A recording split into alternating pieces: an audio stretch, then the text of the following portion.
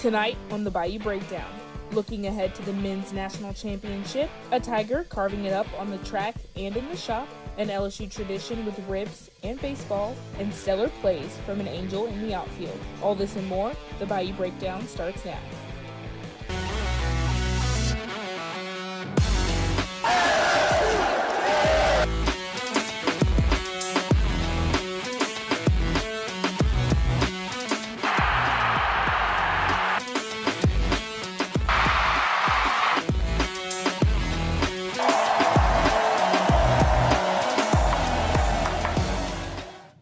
Good evening and welcome to the Bayou Breakdown. I'm Kennedy Banks. And I'm Santiago Rodriguez. A Bruins blowout ended the Gamecocks' dream of a national championship. UCLA cruised to a dominant win over South Carolina, taking the title 79-51.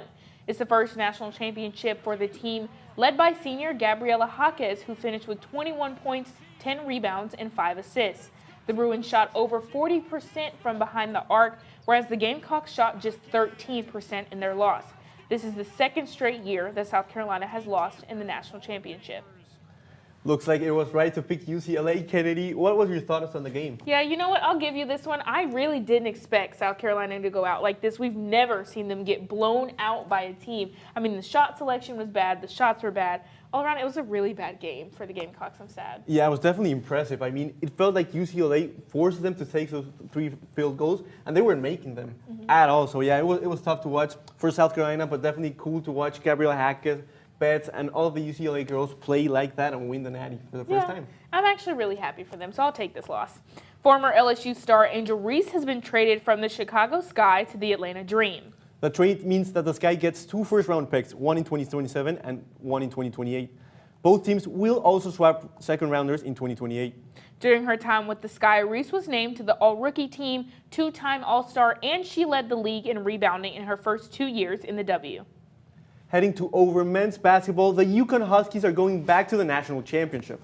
The Huskies knocked out the Fighting Illini in the Final Four to take the win 71-62. Center Terry Reed Jr. led the way for UConn with 17 points and 11 rebounds. The Illini, a projected top 10 pick, Keaton Ragler had 20 points and 8 rebounds on the loss. Hurley and his squad are close to the mountaintop, but they cannot take their foot off the gas.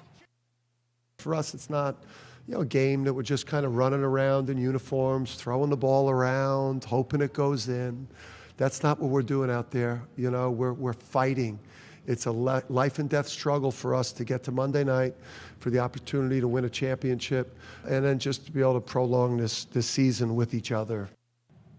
With a Natty win, head coach Dan Hurley could become the only active coach with more than 2 national championships. In the final, UConn takes on the Michigan Wolverines. Michigan beat Arizona in the Final Four and contained the Wildcats in the 91-73 win. Michigan's Ade Mara was the highest scorer in the matchup with 26 points and 9 rebounds. Arizona's Koa Pete had 16 points and 11 assists. First-teamer All-American Yaxo Lindeborg was hurt in the game and only managed just 14 minutes, but he says he'll be ready to go tonight. Wolverine head coach Dusty May is proud of how his team came together to get a win. I give our guys a lot of credit. They've taken a back seat when they've needed to. They've stepped up when they've needed to, and it's a group that's very bright and they have great self-awareness. And when you have a first-team All-American potential player of the year that just wants to be one of the dudes, it helps everyone else fall in line and just accept their role. And our glue guys were awesome tonight. Michigan is going for the program's second men's basketball championship with their last in 1989. So, Santiago, who do you got in the Natty? I mean, I gotta say Michigan. They've been impressive. Nobody was expecting them to beat Arizona, and they came in, blew them out. They were super dominant. It was great seeing the Spaniard play like that, so I'm gonna have to take Michigan. What about you?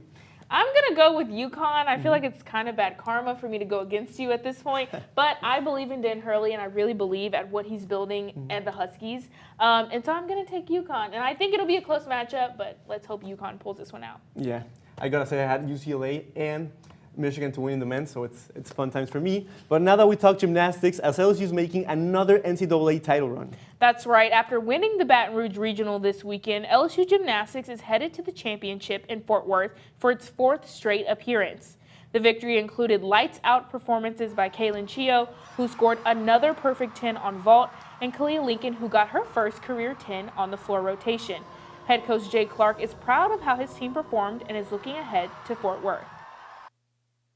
We just got to make sure that we're dialed in and be able to flip the switch more than one day out of two. Super proud of them, super proud of them winning this thing, pushing forward, getting to the semifinals, going back to Fort Worth. That was the ultimate goal, and at the end of the day, we did that whether we won or finished second. This win marks the 16th regional title in program history for LSU as they hope to take the championship next week in Fort Worth, Texas. LSU ranks #1 in the country in both men's and women's outdoor track and field. But with one success on the track, junior Hugh Carlson has found success off the track as a wood carver. Jesse Earls has more on the story. I've never been a good gift giver, but this is a good touch of creativity to it. If you look up Hugh Carlson on the internet, you will first be met with clips of him wearing spikes and a track uniform with LSU across the chest.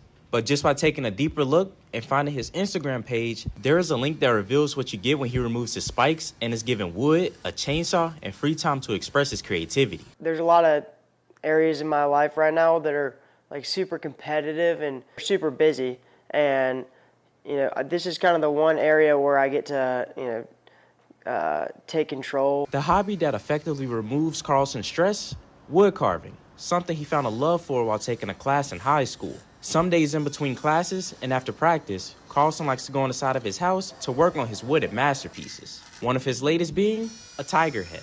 As soon as I started doing animal projects, I knew that I was going to have to do a tiger project eventually, it being LSU and all. And I had made one for my friend in August. And it was kind of, that was my first animal project, first 3D face carving. And it's just a lot more work than I expected. Though Carlson ends up making most of these projects for other people, he does not create them for his own monetary gain, finding more worth in the reactions he receives when giving them to his friends, family, and loved ones. Some of them have just been really good, and some of them it's been more the reaction of the person that I've given them to. So if we're talking purely just gift giving, I made a jewelry box for my girlfriend for Christmas, and that was probably my most memorable. If you are interested in checking out Carlson's wood carvings, you can do so on his Carved by Carlson Instagram page, or you will be met by his creative works of art. For Tiger TV, Jesse Earls. Thanks, Jesse. If you're interested in checking out Carlson's art, be sure to check out his Carved by Carlson's Instagram page. Now let's take a look at one Tiger that has been chopping up Tennessee pitchers. LSU baseball went up to Knoxville and took the series 2-1 against the Volunteers this weekend. Kadem Arambide willed the Tigers to victory with 4 home runs. I mean, it's crazy. The Tigers came back from down 5-0 to bring it within 1 run in the 9th. After a bad strike call, head coach Jay Johnson was ejected, but that ejection lit a fire in the Tigers. In extras, the Tigers put up 12 runs. Arambide hit 2 home runs in extras. 1 was a grand slam. He became the first Tiger to ever hit a 4-run home run game. Another Tiger that put up historic performance this weekend was LSU junior shortstop Kylie Edwards that hit the 4 cycle for the second game of the series against Missouri. She became the first Tiger in program history to do so, as she led the team to a 16-4 win in Game 2. It's also her 6th homer in 6 games. LSU finished the series on top of the series 2-1. Edwards hopes to keep up her scorching hot place when she takes on Central Arkansas on Tuesday night. When we come back, reporter Juliet Marino is live from TJ Reeves, where sports fans can catch the Jay Johnson special tonight at 6 p.m. Stay tuned.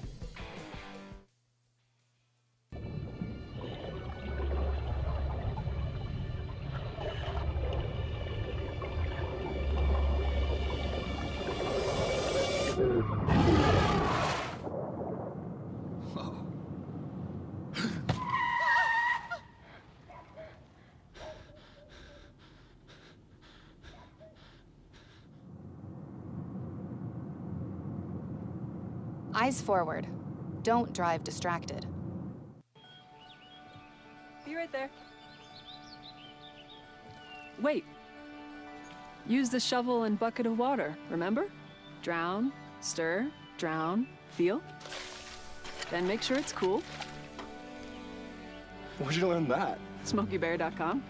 Brushed up on some tips before we left. Don't want to start a wildfire, right? Only you can prevent wildfires.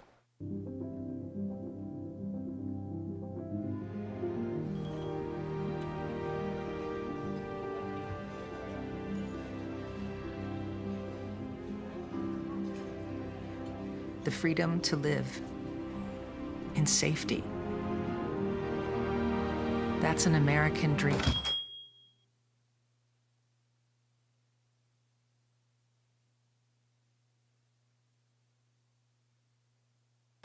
There's nothing like celebrating a big play. But now, we're celebrating something bigger than sports. Love, you're mine. Love? You're mine. You're training your mind as much as you're training your body. For me, just stay grounded. Be with the people who make my mental health better and not worse. So when you see us hit this, it's a reminder to Love. You're mine.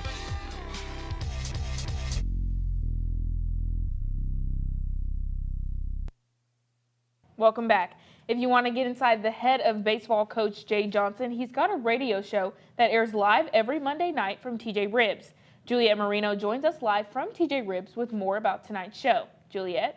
Whether you're from the Baton Rouge area or just an LSU student, you've probably heard of TJ Ribs on Acadian Thruway. Now, it's not just the meals that people come here for. Instead, it's the weekly LSU sports shows that are right behind me that make each meal worth every second.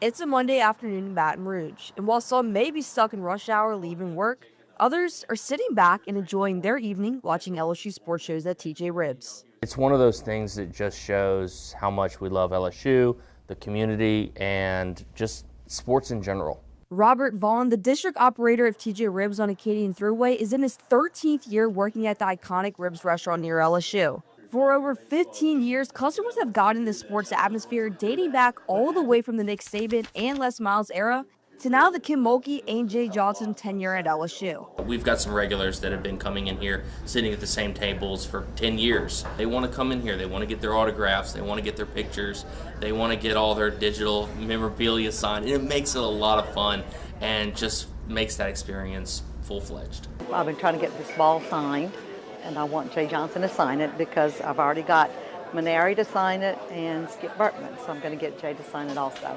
Luann Bombett, alongside her husband, are a prime example of these fans, taking their dine-in experience to the next level. So we really came here for the Jay Johnson show. This is our first time here, but apparently all these people here know each other, so it must be a regular crowd that comes every week. Right now, the baseball show is just incredible. It is packed in here every night. Every day is a little different, so you don't hit that monotony of, oh, it's another day serving food. No, it's another fan, it's another event, it's another thing going on. As TJ Ribs continues to have its rights to host LSU sports shows, hundreds of fans and LSU legends like the great Skip Bertman and Shaquille O'Neal continue to track through these doors today. And whether you're just here for the ribs, there's always some form of sports entertainment to come alongside your meal. Reporting for Tiger TV Sports, I'm Juliet Marino.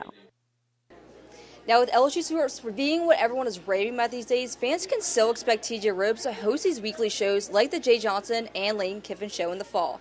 Now, keep watching more sports. This time, we're watching Major League Baseball after the break.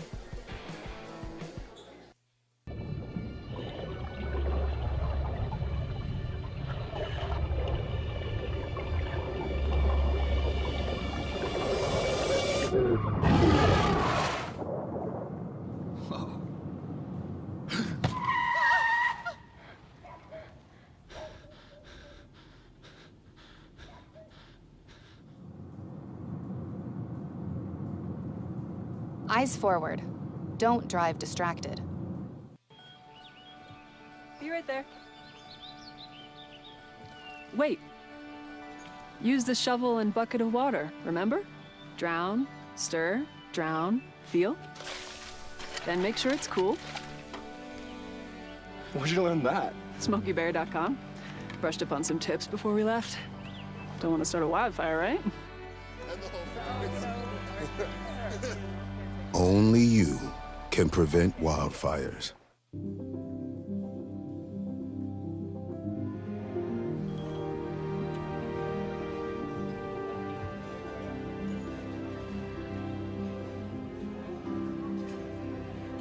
The freedom to live in safety. That's an American dream.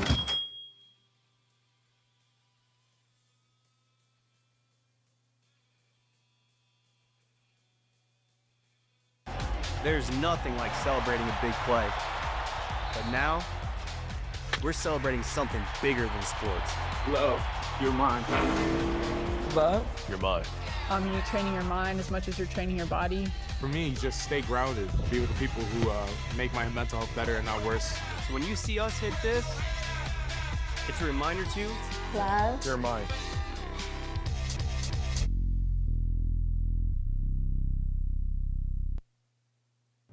Welcome back to the Bayou Breakdown. Let's look at some stellar play by an Angel in the outfield. Angels right fielder Joe Adell wheeled his team to victory in Game 2 of the series against the Mariners. Top of the first, and Kyle Riley hits one towards the wall in the right field, but Adell leaps and makes the catch. In the 8th inning, Josh Naylor unleashes on a slider, and Adell's back at the wall and snags another home run. You thought that was the end? No, it wasn't. Now we're going to go to the 9th, to the top of the 9th, where the Angels are looking to close out. J.P. Crawford pulls one to the foul pole in the right, but none other than Joe Adell stretches out over the wall and saves the day for these Angels. Anaheim took the win 1-0. Over the weekend, it was a battle between two possible MVPs in the NBA. Nikola Jokic and the Nuggets hosted Victor Wembanyama and the Spurs. Jokic led the way for his squad with 40 points, 13 assists, and 8 rebounds, another lights-out game. But for San Antonio, Wembanyama scored 34 points, 18 rebounds, and 5 blocks. In the end, the Nuggets get the narrow victory, 136-134 in overtime. Down in Dallas, the Mavericks hosted the Los Angeles Lakers. Cooper Flagg, fresh off of dropping 50, came back, dropped 45 on the Lakers with 9 assists and 8 rebounds. The Mavericks got out to a big lead early on. But, of course, LeBron was doing his best to keep the Lakers afloat. King James ended with 30 points and 15 assists. Missing 2 stars, the Lakers fall to Flagg and his Mavericks. Dallas takes it 134-128. And next at 5, check out what's going on with women's basketball. Don't go anywhere.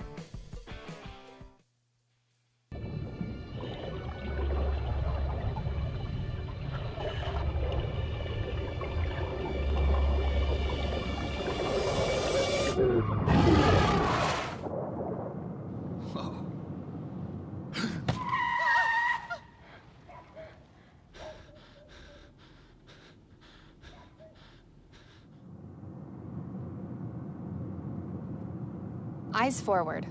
Don't drive distracted. Be right there. Wait. Use the shovel and bucket of water, remember? Drown, stir, drown, feel. Then make sure it's cool. Where'd you learn that? SmokeyBear.com. Brushed up on some tips before we left.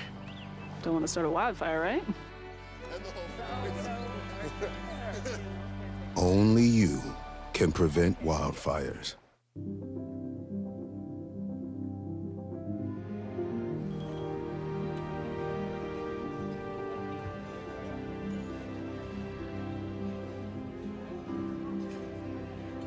The freedom to live in safety. That's an American dream.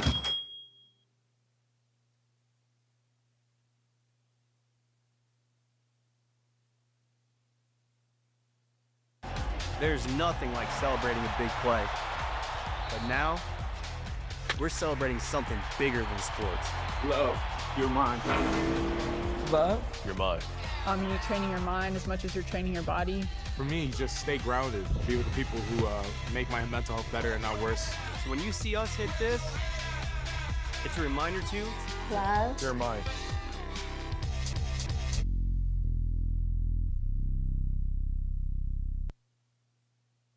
Welcome back. Kim Mulkey has added another coach to the women's basketball staff.